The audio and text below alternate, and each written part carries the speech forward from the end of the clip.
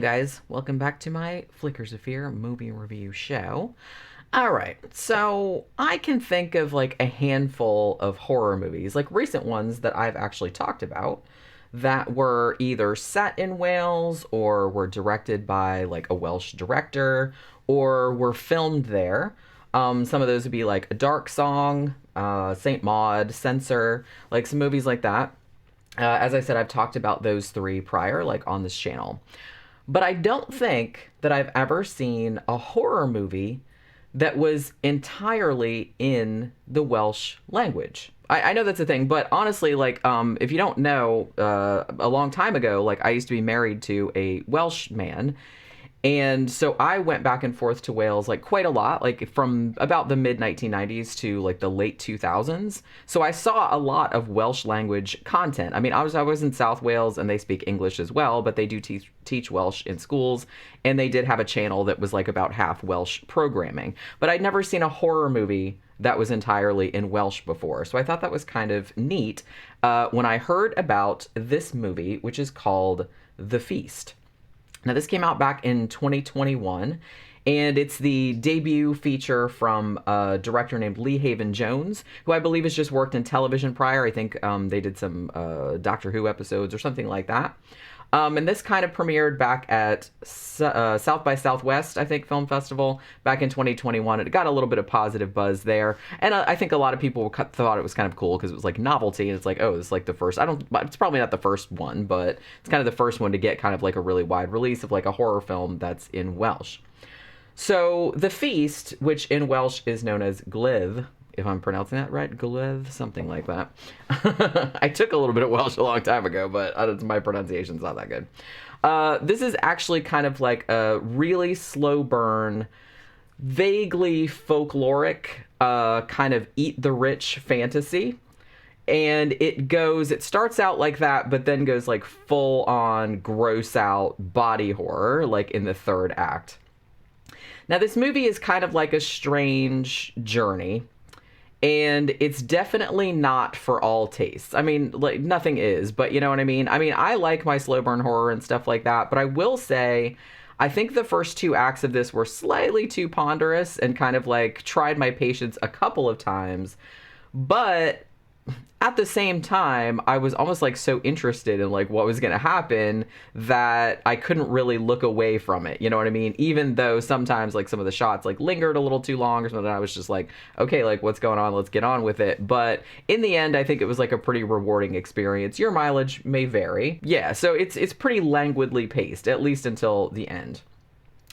This gave me, in its themes and a little bit in its cinematography, it gave me a little bit of a vibe of Parasite, but without like any of the black humor. You know what I mean? It's kind of like thematically similar to Parasite. So here's the setup for The Feast. We have this wealthy London-based family of mostly insufferable assholes. And they're hosting this little dinner party at their really like boxy looking modern vacation home, or I guess it's like their second home in the sort of like rolling hills, this beautiful Welsh countryside. So the dad is this blowhard alky named Gwen, and he is a corrupt member of parliament. And he's one of those real, like, kind of, like, macho man, like, I'm kind of know everything type of dudes. It's, like, one of the things that he does, like, over the course of the movie is that he has to tell everybody, like, repeatedly, oh, I shot the rabbits that we're having for dinner. Even though, in reality, he didn't shoot them. He just found them dead. But it was very important to him that everybody think that he shot them, like he was a big manly man or something like that. So there's that guy. Then you have the mom, who's named Glenda, who's very vain, very class conscious. And she ended up inheriting this farmland that the house was built on. And she got it from her parents. They got it from their parents. So it's been like in the family for generations. But she's made like boatloads of cash recently, like in the last few years, by selling off parcels of the family land to a mining company for drilling. Then you got the creeper son, Gareth, who is like, they're both grown sons, both of them. They're not like little kids or anything. So he's like this pale weirdo who wears unitards, like shaves his balls, He's always like looking at himself in the mirror, like rubbing himself all over, like, oh my God, I'm so into myself, like that kind of thing. Like, yeah, he's super creepy. And you find out that he's either a doctor or a medical student. I can't remember which it was, but he's taken like a sabbatical from that in order to train for a triathlon. So you see him like in these ridiculous like exercisey outfits, like, you know, on the stationary bike, and he's like eating this really weird like limited diet and all this other kind of stuff, and he's like really obnoxious about it. So there's that. Yeah, he's like a total weirdo. And then you have the other son, whose name is Guto, and he's sort of like this rebellious musician type, you know, with like all the black clothes and everything. And he really loves London. He loves like the big city life, nightclubs and parties and everything like that. But he got into drugs. I guess he was like a heroin addict. So his family like made him come out here to the country, like to recover. So both of the sons are sort of like a shame on their family, I guess, just because the one is like dropped out of medical school or whatever, so he could go be in a triathlon, and the other one's like a druggie.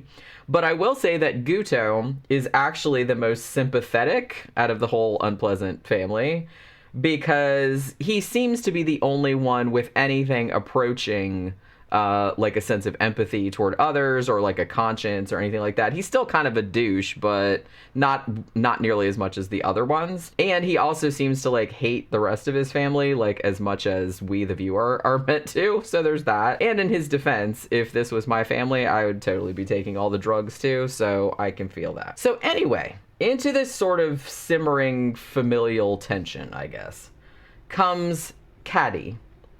And she's this mysterious young woman, and she's supposedly like showing up at the house in order to, she's like an assistant. She's supposed to like help Glenda set up the dinner party. Apparently what happened was that the girl that Glenda usually hired wasn't available for whatever reason. So Cody was apparently like recommended like as to use as like a backup. Pretty much from the beginning, though, you can tell that there's something really off kilter and maybe possibly even malevolent about this young woman.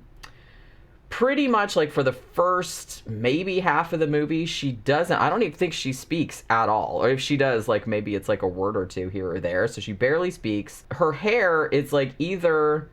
Well, I mean, I know which it is, but it's like a spoiler alert. But her hair is just like looked like greasy or wet the whole time.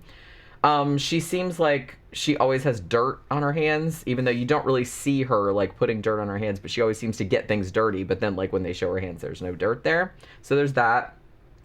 And she seems to spend a lot of the time just kind of like staring intently at members of the family.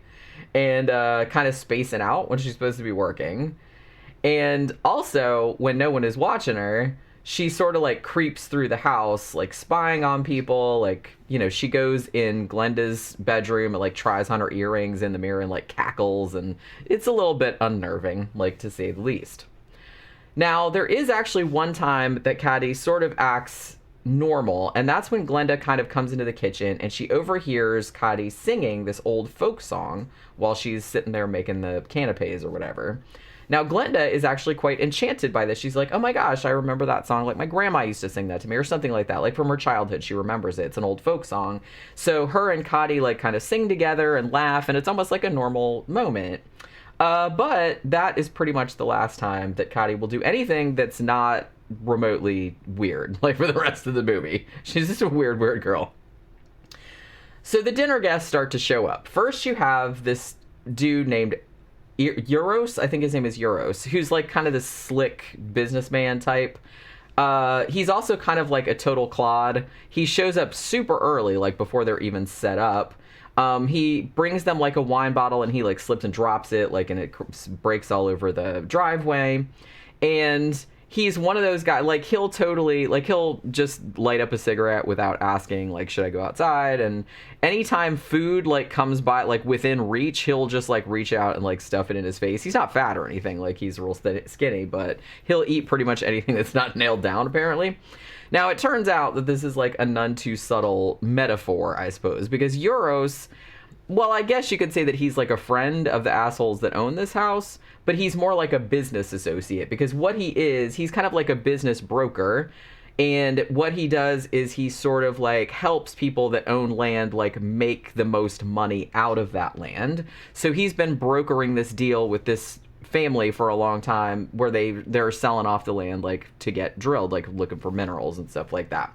So the fact that he eats everything, like that he's always like stuff in his face. Like I think there's one point like when everybody's at the table and they're just like, oh, don't wait for us. And he's like, oh, okay. And starts like cramming food into his face and stuff like that. So they're trying to like show that he's sort of like the epitome of like the greedy businessman that like consumes everything in sight or like consumes everything he touches. So there's that. Like I said, it's not super subtle, but you know, it's not super in your face either. To this dinner party, there are only 2 other guests invited, and only one of them turns up showing up. This is a kind of dowdy farm woman named Mair, and she rents the adjoining property, like from the main family. And I think that they've lived on that land for generations.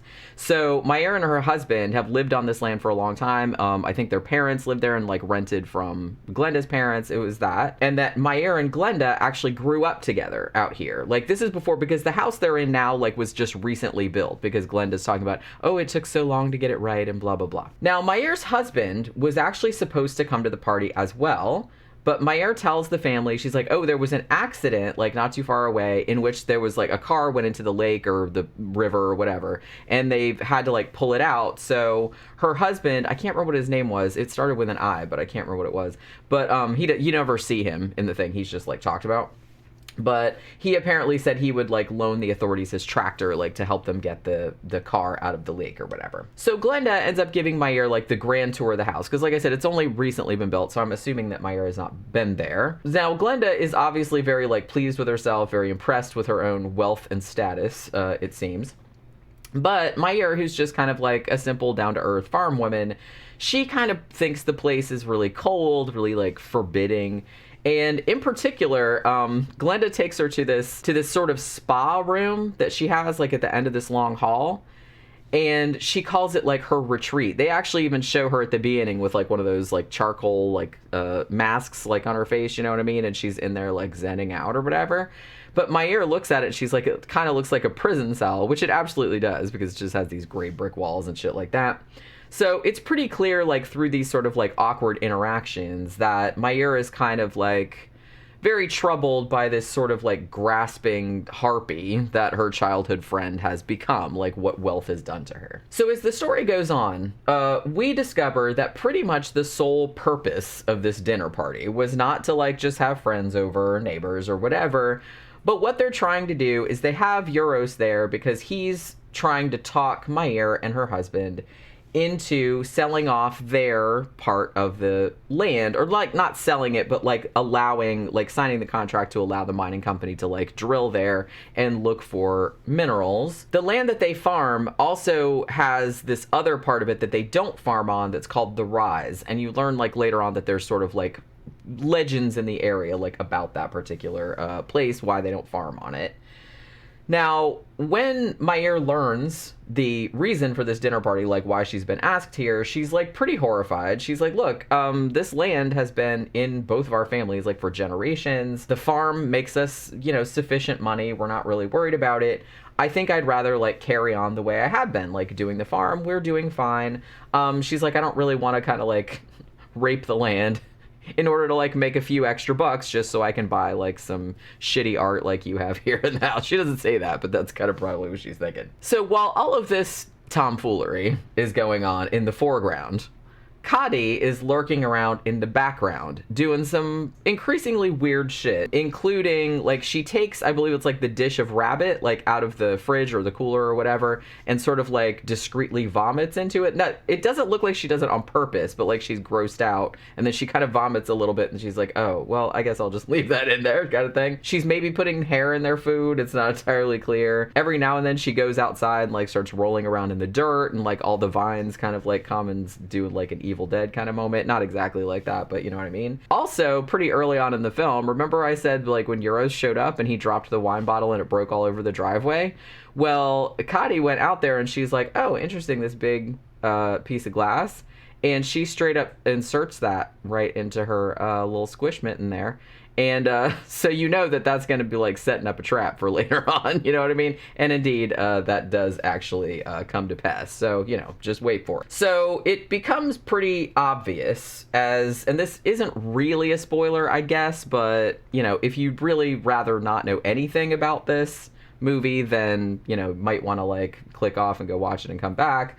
Like I said, I don't know, because I feel like it's pretty obvious from very early on in the movie, but as it gets toward the finale, as everything gets nastier and bloodier and more maggoty, things like that, that Cody might not actually be exactly human, that she might be essentially like the embodiment of this sort of like folkloric like nature spirit that is supposed to like protect the land around here. So as I mentioned earlier, this is a pretty slow burn. So it's going to be up to you whether the kind of disgusting bloodbath at the end is worth the wait. I think to a large extent, I personally thought that it was. The characters and the family dynamic is weird enough that it really kind of keeps your attention, like for the first like 2/3 of the movie, where it's kind of like languid and like sort of ponderous. And even though you kind of maybe sort of like know what Cody is up to, but she's acting like so strange and like so off-putting that also makes it like really intriguing. Like, what the fuck is this bitch up to? Like, what's she gonna do next? You know what I mean? Like, while she's like lurking around back there. So as I mentioned, the cinematography is gorgeous. There's a big contrast between the sort of, you know, the nature versus modernity type thing, because you have like these kind of bucolic, like rolling Welsh hills and everything like that, and then it's contrasted against this very modern, very ugly, squat, square house that's just kind of like sitting here in the midst of all this beauty, and it's sort of just like made of this brownish gray brick, and the house has like all these big glass windows, but it's almost kind of like looking out onto nature but still like keeping it at one remove type of thing. And it just has these long dark hallways, and it's sort of like it just looks very empty and soulless, which is kind of reflecting the family that lives within it. So there's that as well. Now, I mean, the nature's revenge theme of the movie, it's not exactly subtle, but it doesn't really hit you in the face with it either. You know, I think it gets a nice balance between having, I don't know if I want to say it has like a message, but it does have, you know, that kind of theme to it where, you know, rich people that are like raping the land or taking all the resources, and like nature taking revenge type thing. But I don't think it's too overt with it. It's not heavy-handed, even though the metaphors and stuff like that are not really all that subtle, but it doesn't like I said, hit you in the face with obviousness. Now, the movie's not scary per se, like there's no jump scares, there's nothing like that, but it does have this weird like disquieting type of vibe, and like it's kind of eerie. And some of the body horror stuff at the end is actually like pretty satisfyingly gross. Like I said, there's like big maggoty legs, and there's a lot of like kind of things to do with like eating you know, people's flesh, and, you know, eating maggots and shit like that. So it's like that kind of shit, and it's plus like it's super bloody too. And as I mentioned earlier, it's kind of like refreshing to see a horror movie that is in a language that you don't really see. I've never seen any. I'm sure there are some, but I've never seen any horror movie that was entirely in Welsh before. So it was like kind of neat to see that, because it's a novelty. So I feel like it's almost worth watching just for that, because you just don't see that many. And particularly in the United States, you don't see a lot of Welsh language movies, period, but you particularly don't see any Welsh language horror. So I thought that was like kind of cool, especially, like I said, since I've been to Wales a lot of times. So I thought that was kind of nice to see. So if you've seen The Feast, I believe it's streaming on Amazon Prime, but I think you have to pay. If you have Hulu, it's on there for free, though. That's where I watched it. So if you've seen it, or if it sounds interesting to you, then let me know in the comments what your thoughts about it are, and we'll have a discussion. And that'll do it for this Flickers of Fear. I will see you guys on the next one. Bye.